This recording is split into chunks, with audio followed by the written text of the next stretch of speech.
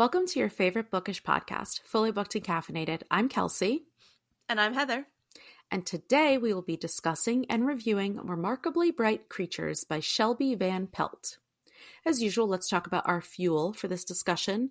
What are you drinking, Heather? Currently, I just have some agua, but I did, of course, get my Dunkin' coffee this morning. My usual. What did you get? Your usual caramel? Yeah.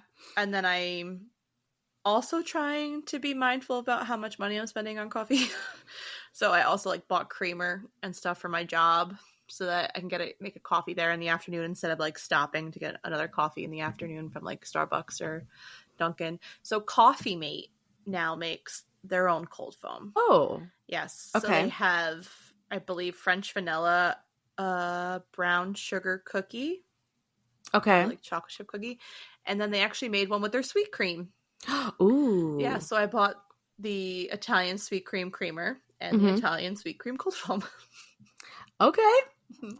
That's going to be good. That's going to be good. Yeah. I mean, listen, going from 2 coffees a day to 1 coffee is going to save you a lot of money. I know, but even during the week, I'm trying to be all right, I can only put X amount into my Dunkin' account. And once I expend it all, then I'm SOL until next week. That's why those people who take out a certain amount of cash and then once their cash is gone, they're just done. I'm I wish I was one of those people. Me too. But it's so much easier to not even swipe my card. Now I'm Apple Pay. I don't even need to get my card out. Exactly. Yep. So. Wow. It's fine. Technology. Anyway. Doing my best. Listen, we are. What about you? This morning I had peppermint mocha because even though Christmas is over, I still have 3 boxes of peppermint mocha Nespresso. So I had that with peppermint mocha creamer. Nice. And it was delicious. Sounds delicious. So I'm not mad about it. On brand. Yeah, pretty much. Yeah. Cheers. Cheers. All right. So Shelby Van Pelt was born in the Pacific Northwest, but she now lives in Chicago. Sounds like she's very sad about it, and she misses the Northwest. I feel I would too. Yeah, especially, just from reading this book. Sounds beautiful, except for the rain. I can't be doing the rain, but that's, don't talk to someone from the Northwest about the rain because they'll go on and on about it. I bet they will. So she won the 2023 McLaughlin Esmond Stearns First Novel Prize. I just fucked that up. I don't know what it is. But anyway, the point is, Remarkably Bright Creatures is her debut novel. Woo-woo. Shocking. We should rename this podcast Debut Novel Reviews because that's pretty much all we do. So Remarkably Bright Creatures was originally published in 2022. It was a Read with Jenna pick, and most of the books we cover on here are New York Times bestsellers. But the crazy thing about this book is that it has been on and off the list since it came out. It was on the bestseller list in December 2023, which was a year and a half after its publication date. Oh, wow. Yeah, so it's not just the initial hype with this one. It's really standing the test of time. And I know that, especially I've seen it more around the holidays. I bought it as a gift for my aunt. It's definitely a book that you can give to someone because it's kind of, we'll get into it, but it kind of has something for everyone. It does. I actually agree with that 100%. So our story graph description. After Tova Sullivan's husband died, she began working the night shift at the Soul Bay Aquarium, mopping floors and tidying up. Keeping busy has always helped her cope, which she's been doing since her 18-year-old son Eric mysteriously vanished on a boat in the Puget Sound over 30 years ago. Tova becomes acquainted with curmudgeonly Marcellus, a giant Pacific octopus living at the aquarium. Marcellus knows more than anyone can imagine, but wouldn't dream of lifting one of his 8 tentacles for his human captors, until he forms an unlikely friendship with Tova. Ever the detective, Marcellus deduces what happened the night Tova's son disappeared, and now Marcellus must use every trick his old invertebrate body can muster to unearth the truth for her before it's too late. Shelby Van Pelt's debut novel is a gentle reminder that sometimes taking a hard look at the past can help uncover a future that once felt impossible. I can't. I'm really gonna cry in this book. Yeah, this one hits. But you also know from the first sentence that it's going to be sad. Yeah, I know. So we start out with Marcellus McSquiddles, and his chapters are titled as such. Day 1299 of my captivity. Uh-huh. So that, and then right out of the gate, Marcellus tells us his life expectancy as a giant Pacific octopus. So already we know this is going to be sad. Yes. Also, Marcellus sounds sad and grumpy and curmudgeonly. I will say, though, that I was just talking to Eric about this before we recorded. The gentleman that voiced Marcellus made this entire book for me. Like, he was one of the best, like, audio book narrators that I've listened to. Like, he got that perfect bored voice. And we both listened to this. I think listening to it is the way to go. Definitely part of the experience. I mean, all the different accents, the different different voices for the different characters. And I would be curious to hear from someone who read this and see if they enjoyed it as much as... I mean, the story is still good. The story is great. I think I'm glad that I listened to it, because I think that it brought an extra element to it that made me, like, love it even more. Yeah, I don't know if I would have loved Marcellus as much as I do if I hadn't listened to it. He was, like, literally my favorite character of 2024. So I definitely see that. So next we meet Tova Sullivan, and I really like how their personalities are set up right away. We know that she's a widow who's grieving the unexpected loss of her son. She lost her husband to cancer, and she lost her brother recently, but to old age. But we also know she's strong and physically capable because she works as a cleaner at the aquarium, and she loves her job. She does. Lady was born to clean. The passion. Man. So Marcellus and Tova meet one night because Marcellus is a troublemaker, and he escapes from his tank and roams the aquarium at night to steal fish from the other tanks as nightly snacks. He gets trapped in some computer cords, and Tova frees him, saving his life and realizing right away that he's not as scary as she once thought, and that he has a way of understanding and communicating with her. Tova has a group of friends called the Nitwits.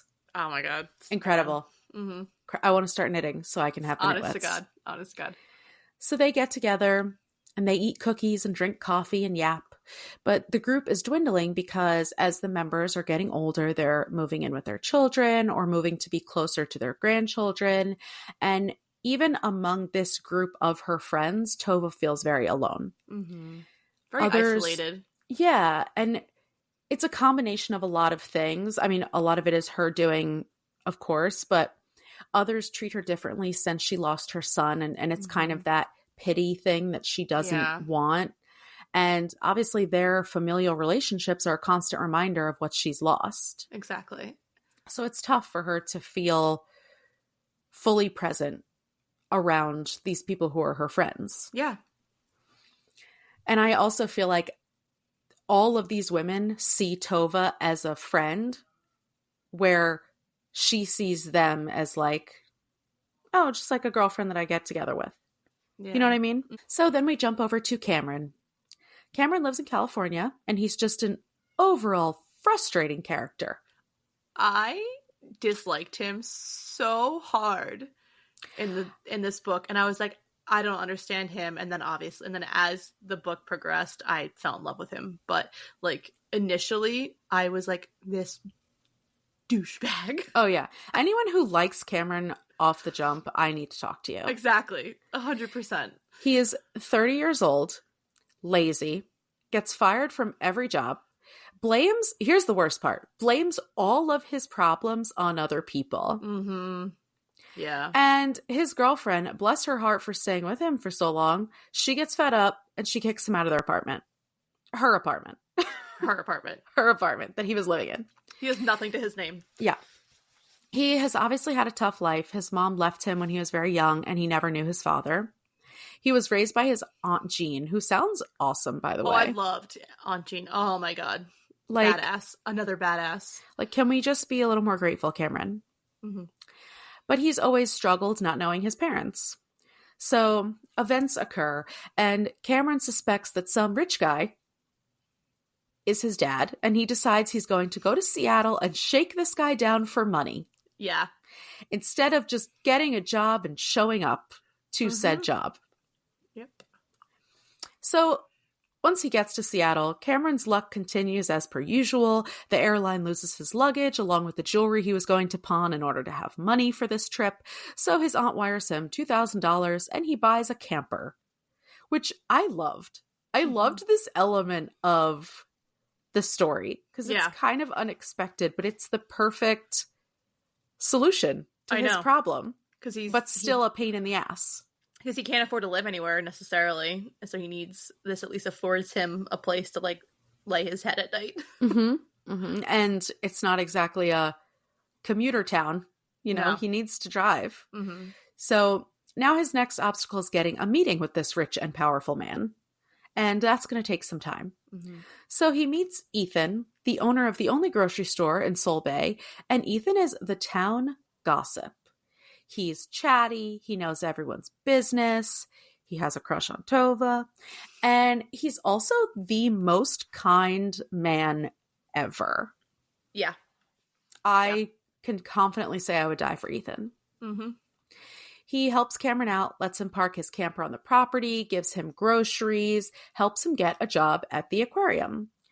And bam, we're back to Tova because Tova was cleaning as usual while hanging with Marcellus, and she fell and broke her foot. So now she's out temporarily and Cameron is filling in. And after this injury, Tova is really being confronted by her own mortality. Yeah. She gets scared that if she was really hurt, she would have no one to take care of her. Something could happen to her because she lives alone. And obviously, as she's getting older, that's a scary and real possibility. You know, it's different breaking your foot when you're 30 and breaking your foot when you're 65. It's exactly. Your body is not the same. So, and Tova is the kind of person who makes a decision and that's that. She's not impulsive, but once she decides, she decides. And she decides to sell the home that she's been in. Just like on the fly. Like no real thinking about it. I feel like she was just like, all right, I'm listing this house and like that's that. And she decides to go to a retirement home. The same one that her brother just died in. Which, by the way, this place sounds super fancy, but also expensive as heck. Yeah. But so they say a lot that, I mean, Tova doesn't really have anything to spend money on. She doesn't need to work at the aquarium. She has all this savings and all this extra money. And she never even has to touch her savings because she just, you know, works at the aquarium. So she's like, I'm sitting on all this money for what? Let me go somewhere where I can be taken care of and has all these amenities. And, you know, she's basically talking herself into what the brochure tells her that her life could be. And I mean, like you said, it's shocking how quickly she pulls the trigger on this situation because she's leaving so much behind. Her memories with Will, her husband, and Eric, her son, her job at the aquarium, the Nitwits group. I mean, just everything. But I feel like also like she feels like the Nitwits is kind of like disbanding anyways because the one was like relocating to Florida or whatever it was. And, you know. And she kind of wants to like get out before she's the only one left. Yeah. And kind of like what we touched on before, like she is very isolated in the sense that while maybe some of the women don't have romantic partners, they still have family. And Tova literally has zero. Has zero people in her life that she can fall back on. So the retirement community is kind of like her only choice, realistically, if she doesn't want to be alone. And the loss is just insane, the amount of loss. So to absolutely no one's surprise, Tova isn't happy that she needs to be out of work with her broken foot, so she starts showing up at the aquarium and helping clean anyway. Why do I feel like I'm Tova? Because I literally just had therapy before this, and I talked to my therapist about how I had a baby and I needed to get out of this house. Like, I had such bad cabin fever. I was leaving my house with a 2-week-old constantly because I just couldn't be in my house by myself with my thoughts. That's exactly it. So I relate, Tova. I get it. 100%. I get it. I mean, also, not even pointing out the fact that her replacement is doing an okay job, but not a great job. Not the Tova way. Exactly. And she's like, I need to show him my ways. Mm-hmm. At first, Cameron is annoyed because he's a whiny baby, and she tells him how to clean properly, but over time, they start to form a sweet kinship, and they just kind of work in tandem and have, you know, this comfortable silence. They chat once in a while, and our buddy Marcellus is like, oh, these two people are clearly related. So now we know, but they don't know. Yeah. And we're waiting to see how they're going to come to this conclusion. Mm-hmm. So as I was reading, I'm like, the first thing was when gives Tova the key. Yeah. That was her house key, but it was Eric's house key that he had found at the bottom of the ocean. Mm-hmm. So I was like, oh, this is the twist where like, and then I was like, no, wait, it's being revealed way too early. Okay. And then Tova is just like, oh, a key. Okay. And just like moves on with her life. I'm like, this is astonishing. I know, because like he was in the ocean before he was in the aquarium, and so like he found Adam. Who the hell was Adam? He finds Eric's key at the bottom of the ocean, and then Tova loses her key in the aquarium. He's like, I recognize this key. Yeah, because like he found Eric's, and then he immediately was like, and it's actually insane because this is how smart like an octopus is, and that's like actually mind blowing. Mm-hmm. Mm-hmm.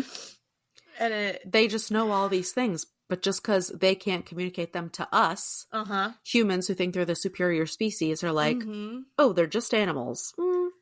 I know. We'll get to it, but there was one. My favorite trick was the one, like the very last one he did. Mm-hmm. Mm-hmm. So yeah, now we know what we're working towards. Mm-hmm. And we just have to see how everyone is going to come to it and how it actually plays out. We don't know how they're related. Mm-hmm. Meanwhile, some drunk dude who barely knew Tova's son mentions that he was seeing a girl, and she starts spiraling. Mm-hmm. It's a secret he kept from her, and could this mystery girl know what happened to her son 30 years ago? Ethan, of course, gets involved because the rumor mill is churning, and he knows who the girl is. Daphne. Daphne, who is also Cameron's mother. But Ethan fumbles the bag. He tries to have a date with Tova, but she's like, LOL, no. Then he gets into a squabble with Cameron, and Tova ruins his favorite collectible t-shirt, which he keeps under the sink. And he's like, oh, it's like a cupboard. And she's like, no, it's a kitchen cabinet. He's like, it's the same thing. And I mean, girl, I know you like to clean, but this is crazy. I know. She like cleans his entire kitchen. And I don't know. Okay. So instead of picking up the phone and telling Tova what he knows, Ethan just doesn't. This whole thing was a little chaotic. It was. Like, we could have resolved it real quick. I feel like because this was going to be kind of like the big reveal, but it was still so early on in the book. And so I think that this was actually a smart move by the author. Because it just, us as the readers know what the ending is going to be. Mm-hmm. And so every time we think that we're going to get close to her figuring it out, she kind of like throws in like this small chaoses along the way. And it doesn't take you out of the story. Not at all. It doesn't frustrate you. It's just kind of like it makes you wonder how it's going to all come together. So I thought that this was really intuitive writing and very, well, very it smart. Did frustrate me because Cameron. Well, yes. That's all. Just Cameron because was Cameron. Frustrating, but the growth that she creates for him, like his whole trajectory from start to finish was one of my favorites of any book. Oh, absolutely. So moving right along, Cameron finally scores a meeting with the rich guy, and it's so awkward and weird. And long story short, the rich guy, Simon, Simon, right? I think so, yeah. Okay. Was best friends with Cameron's mom.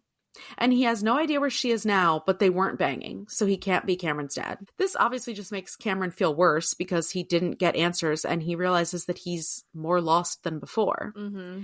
And it just feeds his attitude about life and his misfortune. And even though he was on this great path with a job he liked, and he met a new girl, and he's starting over in this new town, Cameron's instinct is to bail, like always, so he decides he's going back to California.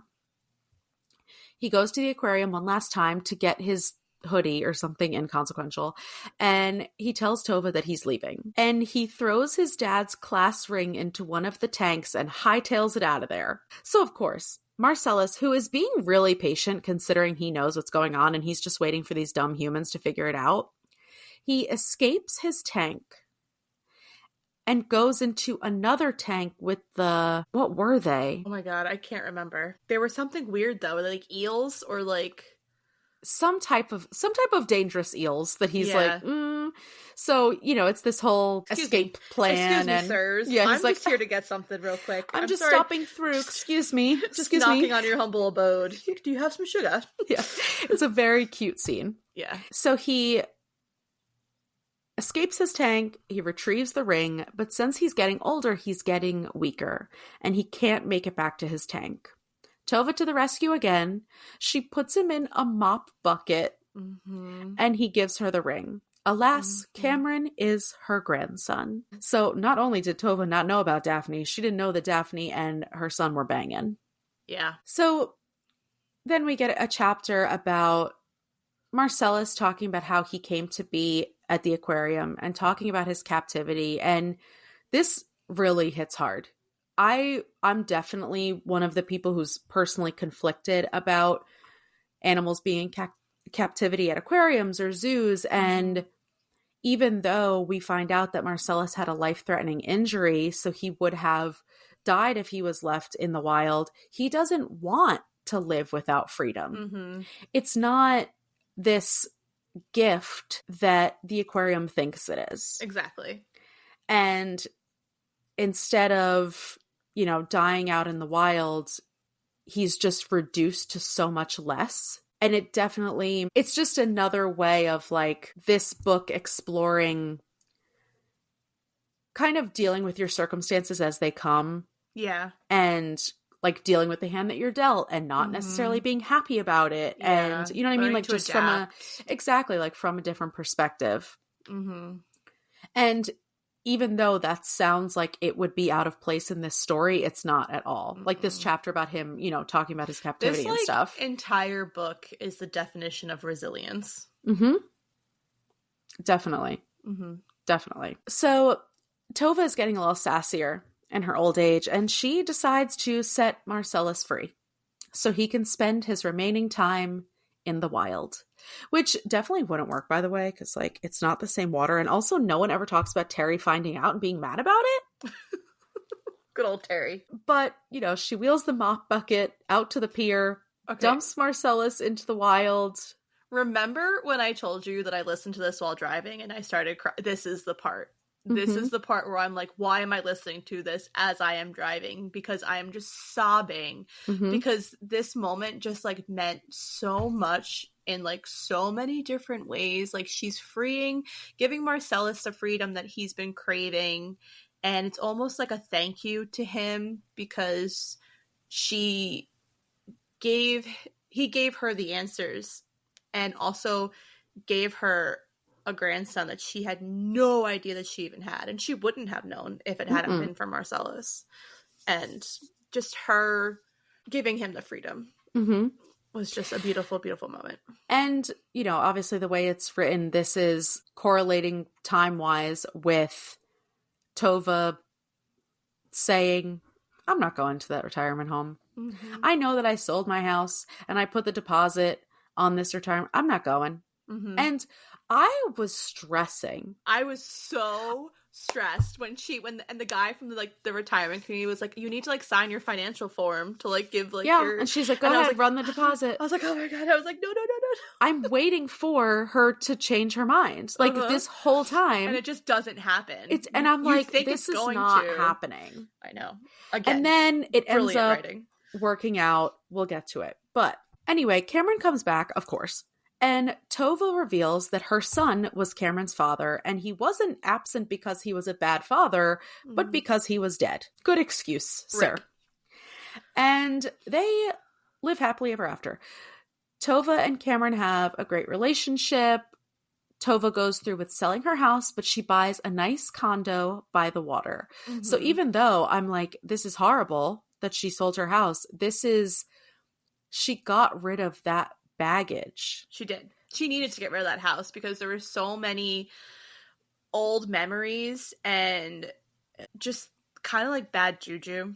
And she says that house had ghosts. It did. It had the ghosts of her husband and her son and her life and what it used to be. And I mean, I totally feel this in real life, like that houses have that energy and they can have a little dark cloud over them. So I totally get how this was basically shedding that baggage. Yeah, and she's starting fresh in so many different ways in her life. So I feel like this is kind of like the poignant ending that the book needed. Mm-hmm. And Cameron has a girlfriend. He's excited to be an uncle to his best friend's baby. Ethan is still around, just waiting for Tova to give him a chance. And the dynamic lives on. It's not some crazy epilogue where all this, Cameron's married to his girlfriend and Tova's at the wedding. No, it's a month later and they're just learning how to... They're learning each other. Like they're beginning a relationship that neither thought they were ever going to have. Mm-hmm. And just being thankful that even though they missed out on it for so long, they have it now. They're appreciating it for what it is. Exactly. All right, so let's do some discussion questions. What aspects of Marcellus's personality were relatable? That he thinks that all humans are stupid, because they are, and it's true. Yes, I agree. I think it's relatable that he hates people. Yeah. Except for the select few that he likes. Because and the select few that he feel likes that. Were like also like the good ones, too. Yeah. Because I hate people. Yeah. But there are a few that I really like, Yeah. Why do you think, I mean, this is an easy question, but why do you think out of all people, Tova is the one Marcellus finally likes? I think because Tova is just who she is. And I think that if she were a real person, like you meet Tova, I think you like instantly like her. And I don't know, she's just like this sweet little old lady. And she, even like when she finds Marcellus, like she's not panicky about him and she's not fearful of him. And I love that like when he puts his like suckers on him and like leaves a mark and like she just like keeps going back to like feel them, and because they just have like this instant connection, and for obvious reasons in the book. And it's just I think that their relationship was probably my favorite in the book. Mm-hmm. And it's so, it could just be, oh, she saved his life, but it's so much more than that. And anyone who's ever had a pet, you understand this kind of unconditional love that you can get from an animal, and the kind of relief, and you could feel like the loneliest person in the world, but that relationship with an animal or a pet or whatever can fill that void. And I'm not saying Marcellus is a pet, because he's much smarter than everyone. It's just like it's not impossible to have connections with an animal. Because like I relate to that. Like the connection that I have with my cat is insane. Like I love him more than anything, and it's 100%. I mean, he's the best pet I've ever had. It's just like this weird connection, and I had the moment I locked eyes with his, so it's just like it is possible to just have that instant connection with with another being. Yeah, I mean, Oreo was my soulmate, and I saw this thing online that's like the fact that you can, have this deep love for animals is just proof that actions speak louder than words, because just because you can't communicate doesn't mean you're not communicating. No. And it's like, it's an amazing thing to have a pet that can show you affection, and that also like appreciates the affection that you give. Like my cat is an anomaly, I swear, because he like gives me kisses. Like he likes when I give him kisses. Like I'm the only one that can hold him. He's and like a cat dog. Yeah, like he like cuddles up with me, and it's just I call him, he comes like a dog. Like he's just like, it's like insane the connection that like him and I have. And I don't see him. He doesn't have it with anyone else. Doesn't have it with Eric. Doesn't have it with he still runs away from the baby. Maybe one day. We'll see. Well, today he actually jumped on the couch and sat right next to the baby, and the baby like touched him, and he didn't freak out as bad, but we were eating dinner, so he was being a little scavenger. So he put up with the baby for those 5 seconds to try to get food. Okay. That sounds like Simba. 100%. Yeah. Mm-hmm. All right. So how would you describe how Tova changed from the beginning of the book to the end? For a woman in her old age, she got stronger. And like I said before, just resilient.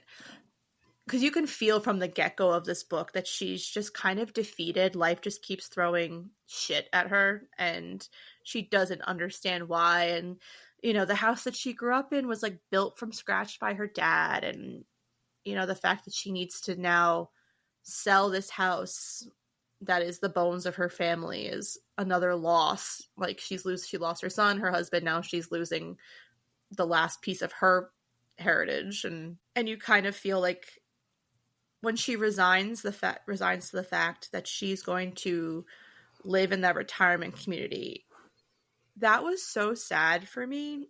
Like I just felt this deep sadness for her, especially knowing that she had a grandson, like especially knowing like what she had that she didn't even know she had. It was just so depressing, and I felt so bad for her.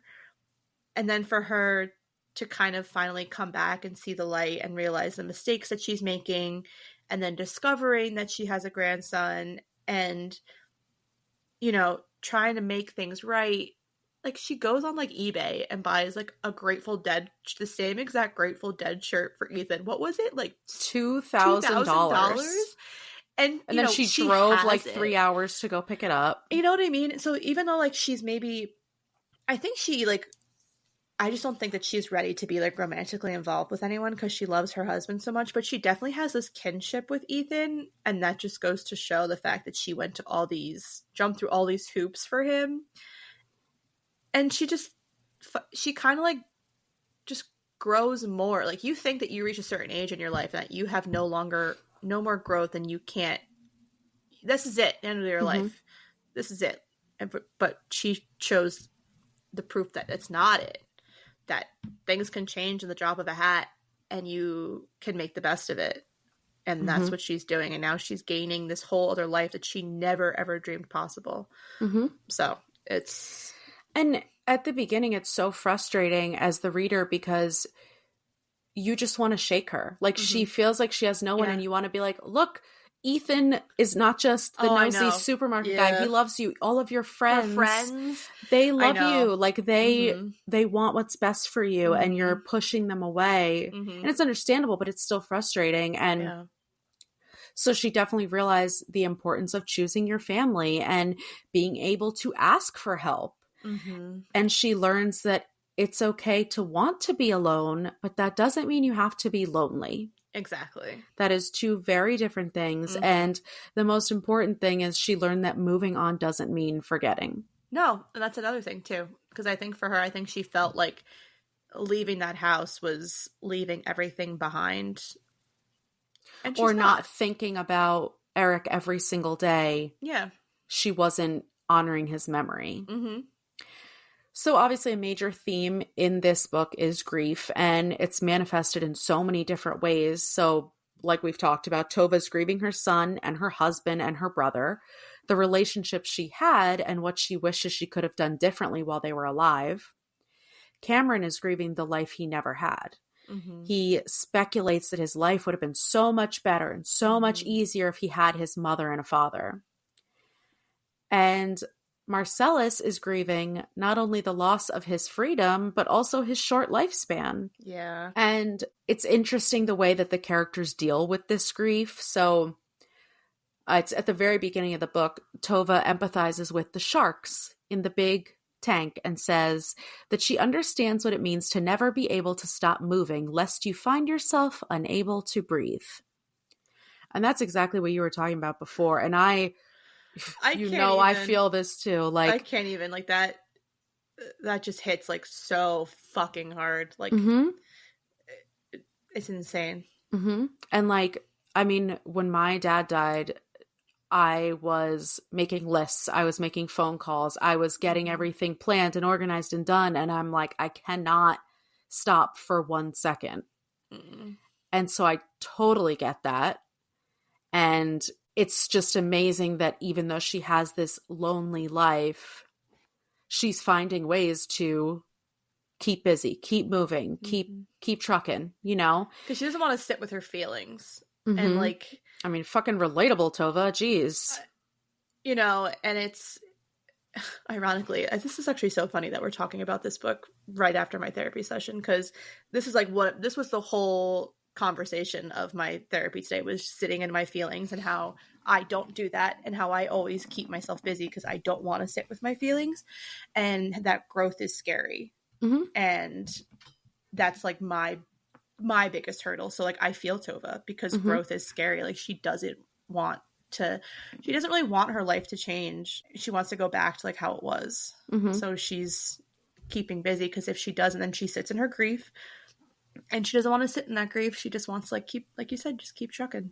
Mm-hmm. She doesn't want to like really look at her life and where she's at.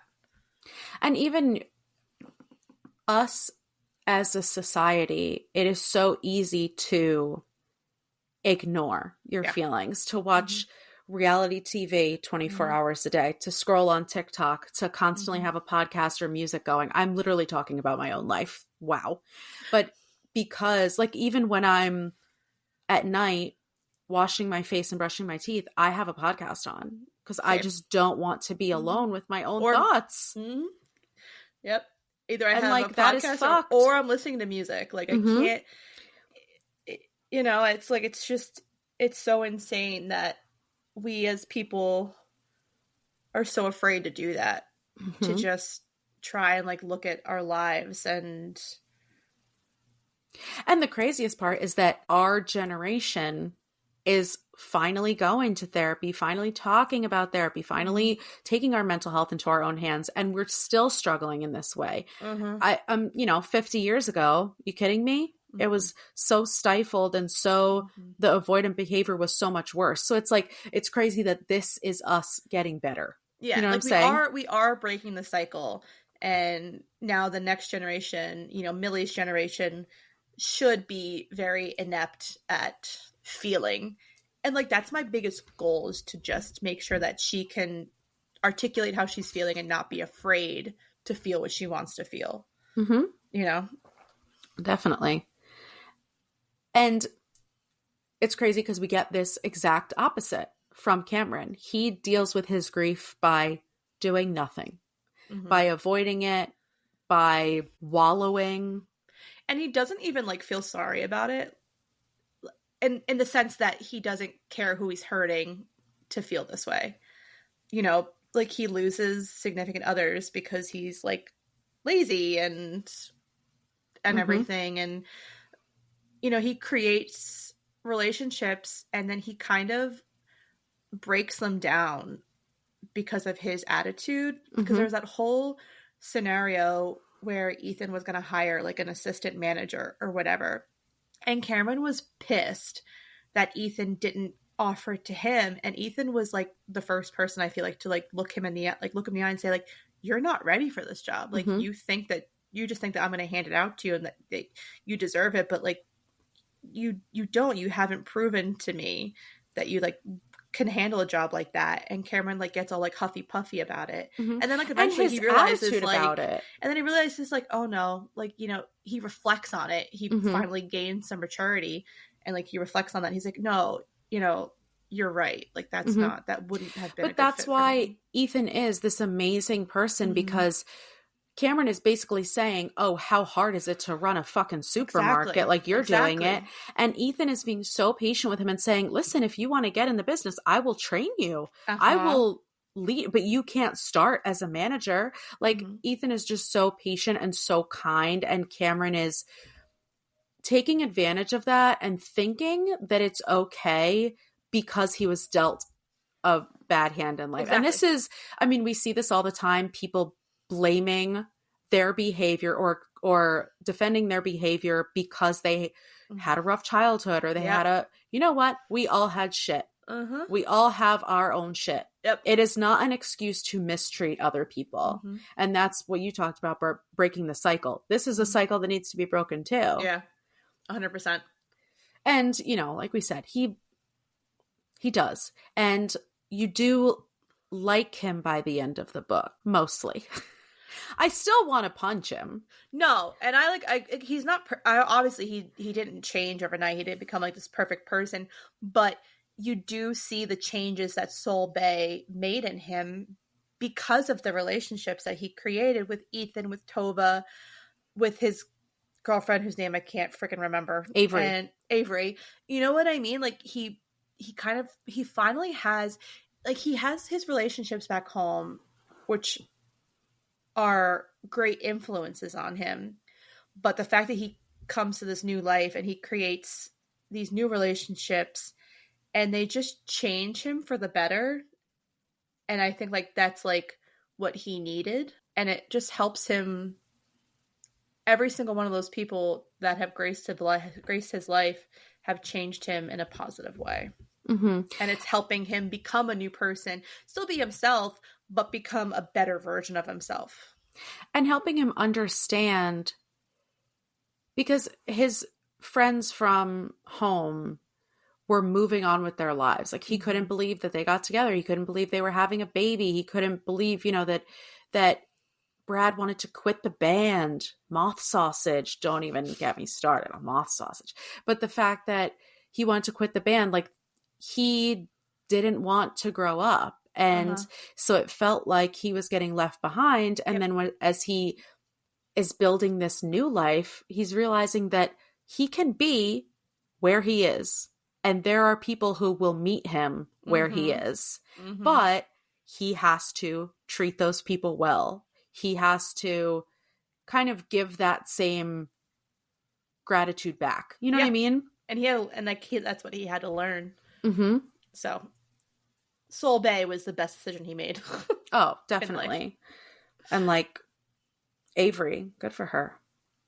I loved Avery. Yeah, me too. Me too. I wish there was more of her son in it, actually. Oh, I know. Because I liked him a lot. So, on this theme of grief, personally, I do think that this book oversimplifies grief a little bit because Tova was able to move on because she realized she still had family. And then in turn, she realized the importance of her independence, her friends, etc. But if she never found out she had a grandson, would she have made these same decisions? Absolutely not. She would have moved into this retirement community and kind of just been alone and would have to sit, and she would be forced to sit in her feelings. And I think it would have had a negative impact on her. And same with Cameron. He never would have come out of this funk if he hadn't found Tova. He just his life would have stayed on the same trajectory of, like, I could see Cameron being someone that just kept going to new places to start over, and as soon as the first whiff of failure comes up or rejection, he just like skedaddles the fuck out of there and just keeps restarting without learning or without taking accountability. Yeah. So now here's my main question. What the hell happened to Tova's son? We never actually find out. From what I heard, from what I gathered from the story, I think that his boat like capsized or something. Like the boat. Yes.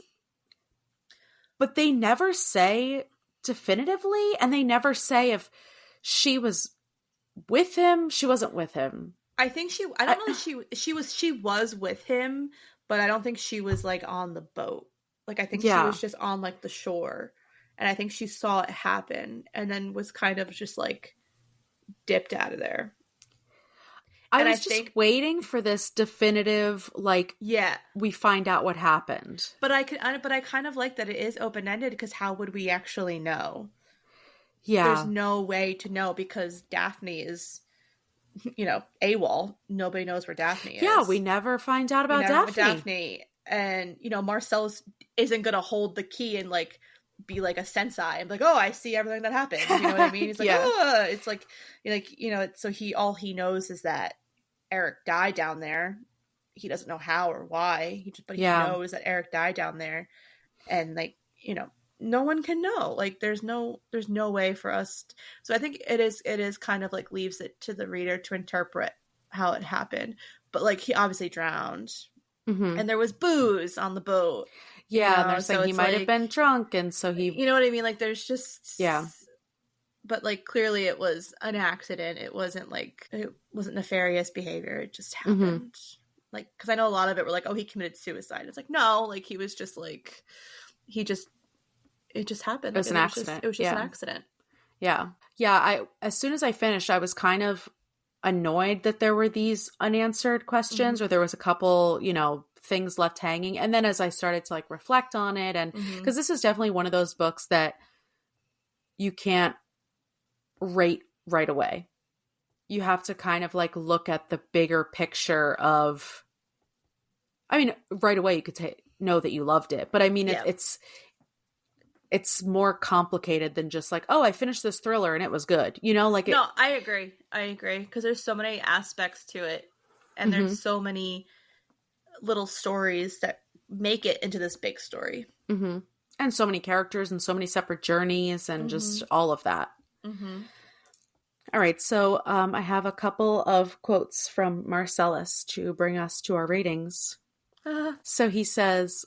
Why can humans not use their millions of words to simply tell one another what they desire?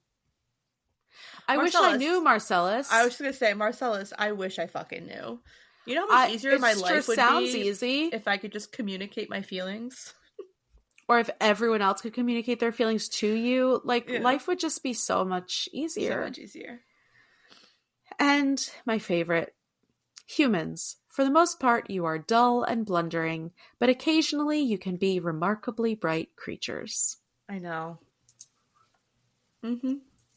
Incredible. And in the beginning, I don't remember who's talking, but they're talking about how animals, especially octopus, can be like are remarkably bright creatures.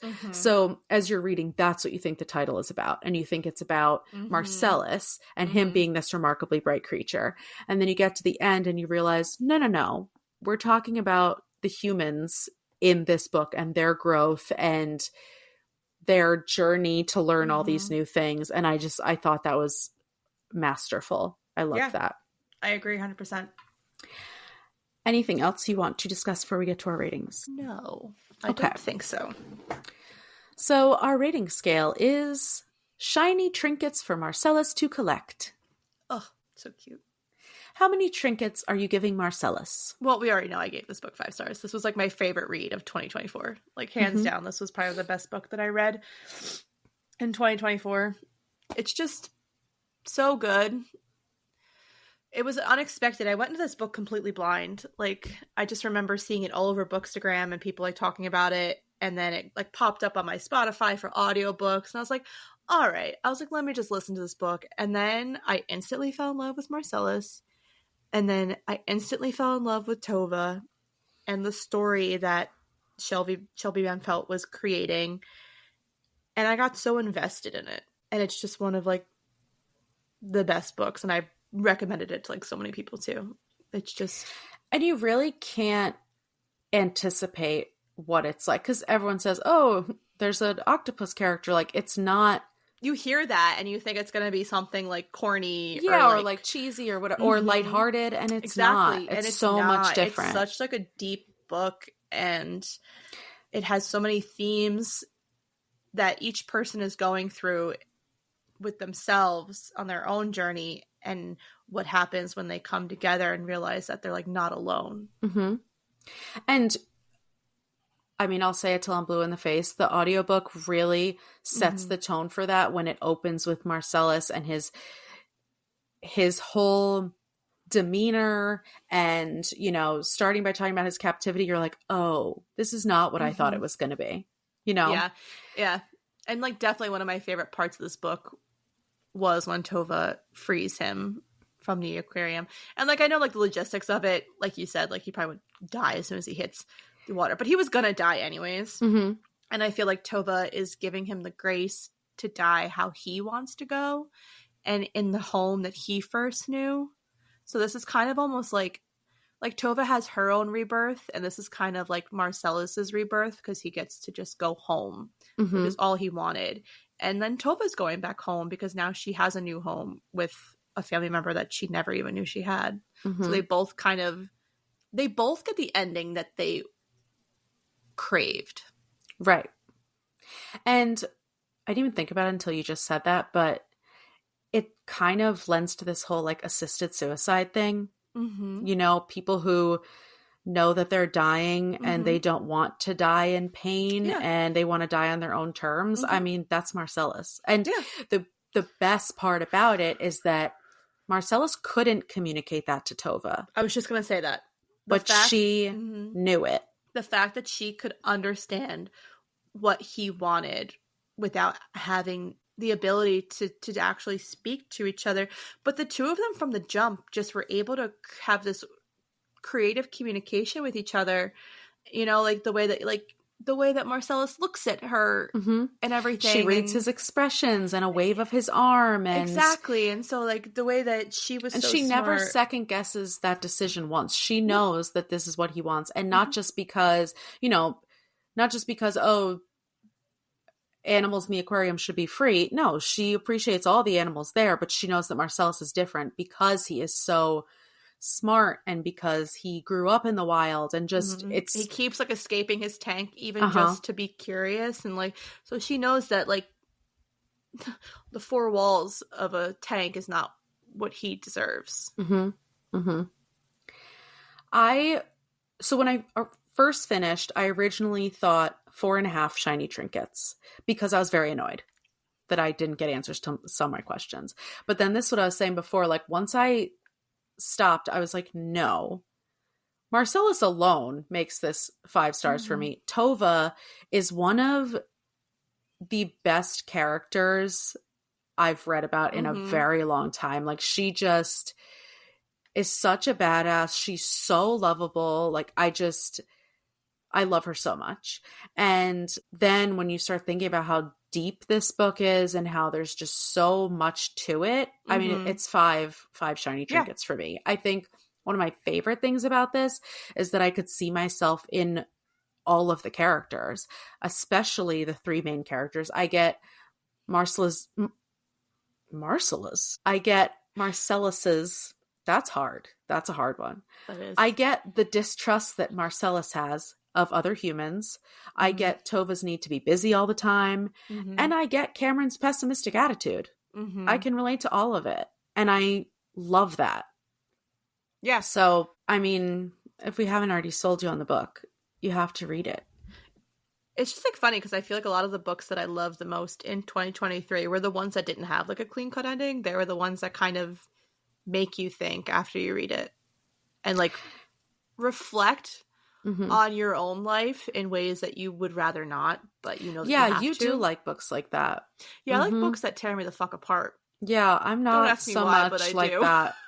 I'm like, shall we read a slasher? And I'm literally like, tearing me apart. And I'm like, let's get deep. Wow, you're a bad influence on me. Anyway, but I'm glad that you read it. I really liked it. And I'm glad that you liked it. Like, I'm happy that this was a book that you also enjoyed because it could have gone either way, honestly. Because I know it's not your usual genre. It's not your usual type of story. And I mean, I made you read a book with a fucking octopus as a POV. Like, but I'm definitely starting to really appreciate this genre a lot more, especially after that TJ Klune book that I read. Yeah. It's this fantasy type book that's not because when you think fantasy, you think like it's ACOTAR. Not far-fetched. Yes, but it has that little bit of fantastical element that helps you explore these real things in real ways, like grief and death and resilience, like you said. Like, it's just, this is what reading is supposed to be. Yeah. It's supposed to be an escape, but it's also supposed to make you feel. And this is a great example of that.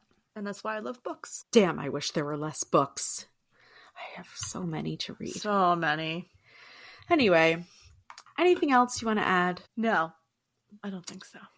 Well, that's all we have for you today. If you like what you heard, please make sure to follow, subscribe, and rate and review the podcast on whatever platform. If you have any book recommendations or questions for us, you can email us at fullybookedcalfpod@gmail.com. Be sure to follow us on Instagram at fullybookedcalfpod. We have a TikTok. We still have...